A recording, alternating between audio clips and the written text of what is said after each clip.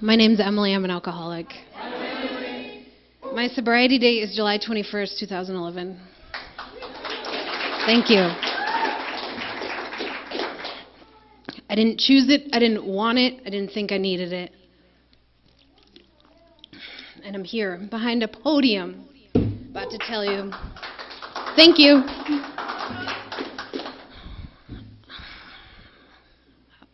Every time I step behind a podium, before, especially the night before, I get nervous.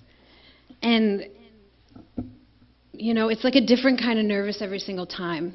I only have 10 minutes tonight, and it would be really hard to put my lifetime into 10 minutes. But I'm going to do my best to just share what's going on with me today and kind of how I got there.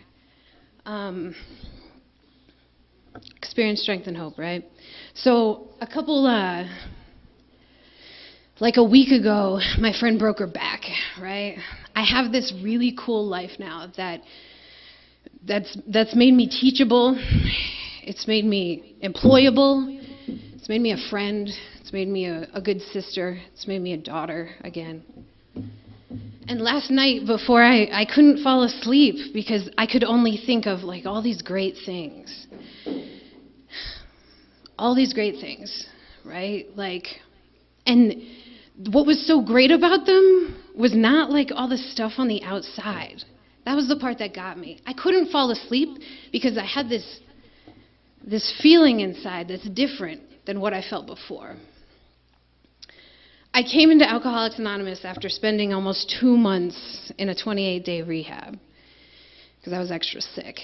And I didn't have anywhere to go. No one wanted me around anymore. I wanted to die. And one of the thoughts that came to mind last night before when I was trying to fall asleep was this girl who sat on the toilet in her parents' bathroom with a belt wrapped around her neck, ready to just, cool, let's do it, right? And I shoved a bunch of pills in my mouth, tried it that way too. Tried it all different kinds of ways, right? Because I didn't want to live. And alcohol, it was like it was like that guidebook almost, I feel like, at the time.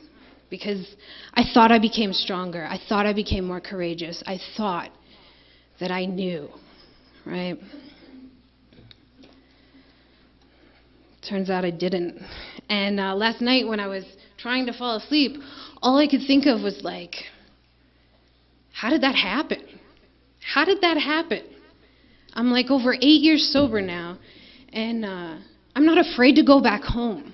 I'm not afraid to go to the jobs that I left because I was too drunk to show up. How did that happen? I'm not afraid to, when I say something shitty to one of my nearest and dearest friends, to go back and apologize, because I still do that. How did that happen? This is the same girl that once upon a time, I just wanted to fall away. I didn't want to feel. And I didn't know I was so scared of feeling.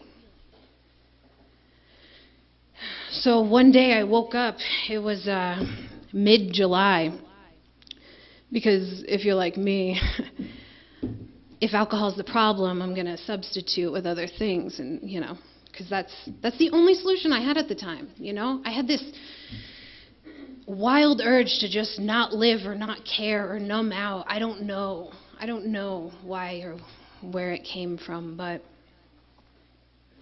I just didn't want to be.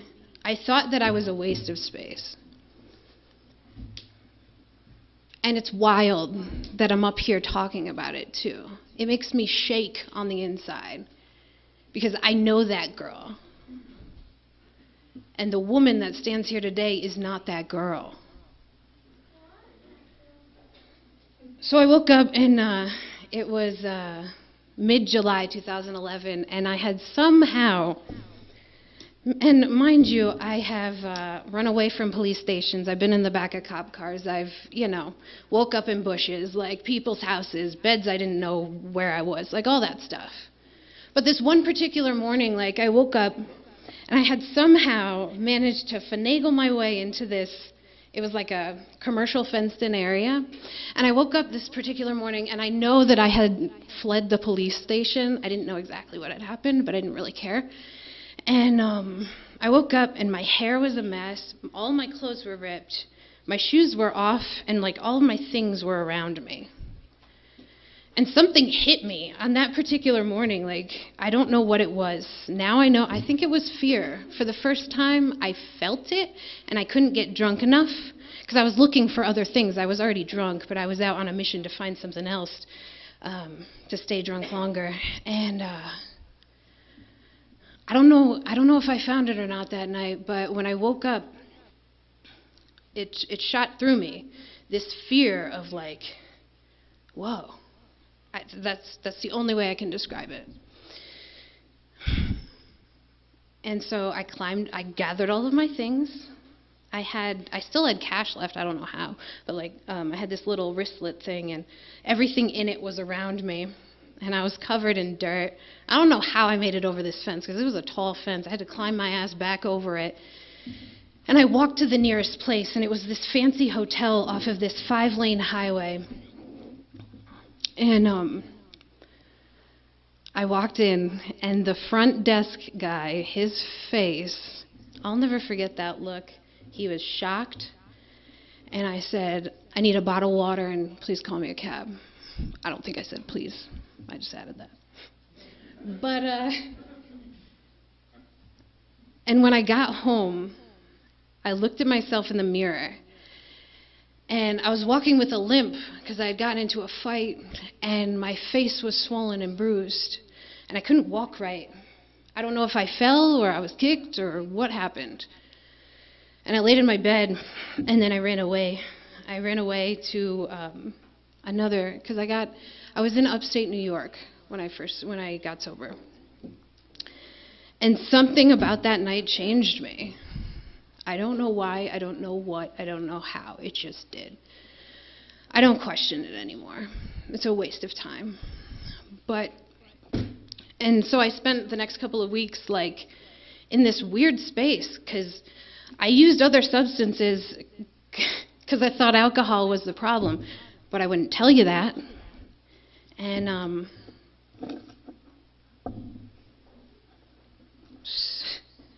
so one particular day, it was July 20th, again, I don't know why. I don't know why. Everyone around me was just sick of it. Just sick of it. No one wanted to see me anymore. No one was willing to put me up. No one was willing to even really talk to me, because I was kind of a vile person. And I just kind of did this chameleon thing for a very long time. I didn't even know I was doing it. All I was doing was trying to survive, because that's what I knew. So I went into rehab like 6 days later. And the only reason I went into rehab was because I was trying to save a dying relationship and get my mom off my back and get all these people to just do what I thought they needed to do. And I'd be okay, because I had no intention of getting or staying sober. I didn't even know what that meant. And I went in, and it was almost 2 months, and I had this. I lost everything while I was in there. I thought I still had things when I went in.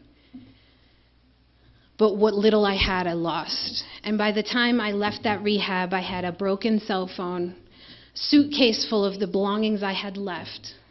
No actual place to go, because no one wanted me anymore. And but something inside of me changed about halfway through, when my boyfriend at the time was like, we're not doing this anymore. And something inside of me broke. And it was my first clear moment of surrender. And that's basically what's kept me sober ever since, you know. I came out, and I was like, this is bullshit, right? And but it turns out it's not, you know? It's weird, because I thought I knew. And I showed up into these meetings of Alcoholics Anonymous, and people were genuinely happy, and I didn't understand it. People were doing things that I had only dreamt of doing, like buying their own clothes and living these great lives and having really cool cars and these families to go home to. And I didn't even know that what I wanted was to feel valued, purposeful, and important. Those three things. So simple, right? But I didn't know. And it's taken me years of working and reworking all of the dark spots inside of myself to find where that light is. And as I was laying in my bed last night, I couldn't fall asleep because I have a beautiful life now, And I was like, why do I get up behind the podium? What's the point? Because people got up behind the podium before me, and they showed me it was possible. And I was having this whole conversation with myself, and I was like, well, what do I bring to the podium? And it came in just as quickly as the question came out, and 4-letter word, hope. I sat in these rooms for years with an agenda, right? I needed something, and I did. I just didn't know what. And women came around, and they swarmed me with love, and they still do, because I'm still willing. I don't ever want to be that person again, but I really have no choice or say over the matter. I just have to remain teachable, willing, and ready to do the next right thing. And I thought the slogans were stupid. I thought this whole God thing was dumb. But it turns out, I get to make it whatever I want. It says right in the literature, It's a God of my understanding, not yours.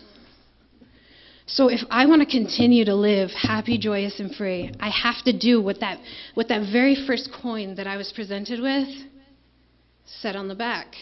And it said, to thine own self be true.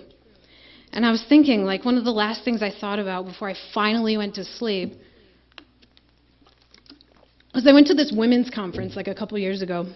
And this woman stood up behind the podium. And she came to the podium with such grace and ease, and she didn't look nervous at all. And I didn't understand what that was. And I was talking with women afterwards, and while she was speaking, she said something really important, right? That saying, to thine own self be true, it hit me as she spoke, because I was like, I want to be like her. And then right after I had that thought, she basically, in her beautiful way, said, be like you. And I didn't even know what that meant. So I got to dig a little deeper, and I've been through 7 sponsors, right? And I have 8 years sober, so you do the math on that one. I finally found a woman who embraced me, right? We did our first 5th step together because I do this constantly. Right? I want to be a woman who can hold her head up high through this world and take care of herself. Right? Took me a little time to realize that. But we went on this long hike, and we got up to this peak, and I just started crying. Right? We went through some very heavy stuff. And she just held me. I didn't know that was something I wanted or needed either. And she cried with me. And she said, I understand. This is what I've been through. And that's one of the things that keeps me in these rooms, right? So I come back and I give back. I model myself after what came before me and then go beyond. I don't ever want to walk into one of these rooms and not have a new experience. Which is why every time I show up behind this podium, I bring a different version of myself, and that's not of my own doing. I did the work, I do the work, and I keep doing the work. So thank you for letting me share.